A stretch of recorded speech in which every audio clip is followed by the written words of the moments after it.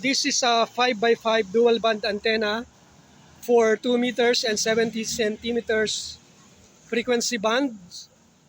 The bandwidth for the VHF side is from 140 to 150 megahertz, and for the UHF band it can be used from 430 to 450 megahertz. So let's check the antenna configuration. We have the initial position of the tuning stub. I'll be putting a marking tape, so you just need to put back the tuning stub in between those marking tapes. So we have a gamma match Yagi for the VHF and the UHF side of the antenna. The connector is an SO239 connector coupled to the boom directly by the SO239 holder. So make sure that you tighten the bolts and nut for the SO239, same with the VHF side. The VHF side is positioned on top of the gamma match for best frequency response on the VHF side. Take note that the elements are numbered on each element and on the boom. You just need to follow the orientation of the numbering as it also follow the orientation of the gamma match. Same on the VHF side. All elements are numbered according to the position of the elements and the position of the gamma match. So I was caught in the rain, so I need to change all the numberings for the elements and the boom. So this is now connected to a pacing harness joined by a T-connector going to antenna analyzer. So let's check the frequency response of the antenna. First, this is the VHF side. As we can see, so the exact center frequency on the VHF side is 143.300, the lowest dip on the curve. Let's check the antenna impedance. This is the reactance at minus or 2 ohms. Resistance of the antenna is around 51 ohms. Impedance is the same at around 51 ohms. On the center frequency, BSWR is 1.0 or 1.1. The antenna return loss is minus 31.67 dB. So from 1.2 to less than 1.3 on 150 megahertz, so the frequency response of the antenna is less than 1.5:1 across the frequency band of the VHF side, 140 to 150 megahertz, with the lowest dip on 143.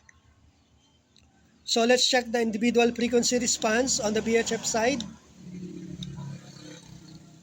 143.3 is 1.1. Let's go to 143, 1.0 or 1.1, 1.06. Going to 142 is 1.2. 141 is 1.2. And 140 is 1.2. Let's go up. 144 is 1.2. 145 is 1.3. 146 is 1.4 or 1.5. 147 is 1.5. 148 is 1.5. 149 is 1.4. And 150 is 1.3. Let's go now to the UHF side.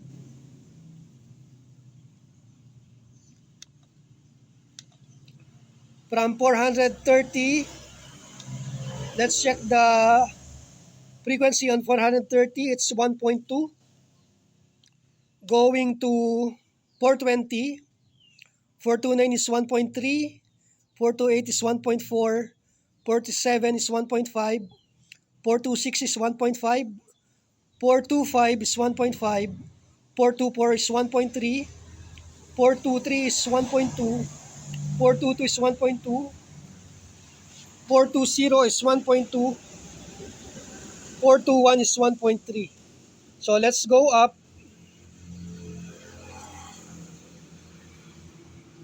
432, 431 is 1.3, 432 is 1.4, 433 is 1.5, 434 is 1.5, 435 is 1.45, 436 is 1.34, 437 is 1.22, 438 is 1.16, 439 is 1.2, 440 is 1.3, 441 is 1.4,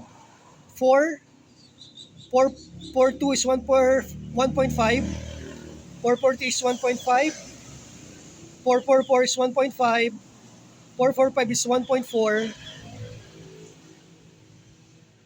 444 is 1.5, 446 is 1.2, 447 is 1.1, 448 is 1.2, 449 is 1.4, and 450 is 1.4. So let's check the frequency response on the 420 and 450 megahertz. So let's move the cursor and adjust the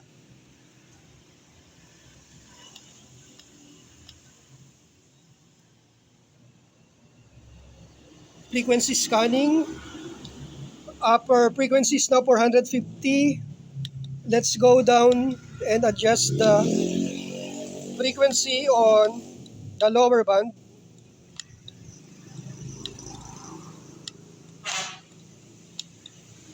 So this should be 420.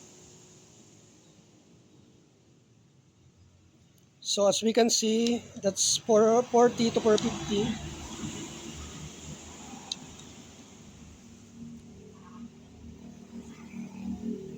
So 420 to 450 megahertz, as we can see, the response is repeating like a sine wave for the 420 450 megahertz. But if we want to be specific, from 430 to 440 only.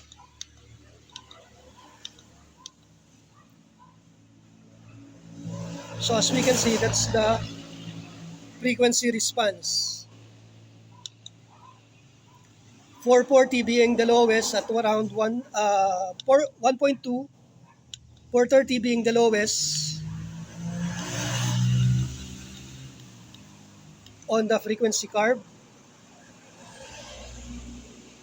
1.191. Let's put back the scanning frequency to 420.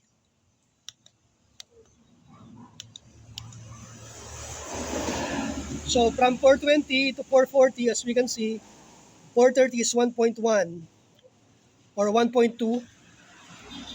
But the frequency response of the antenna is a repeating sine wave up to 450 megahertz.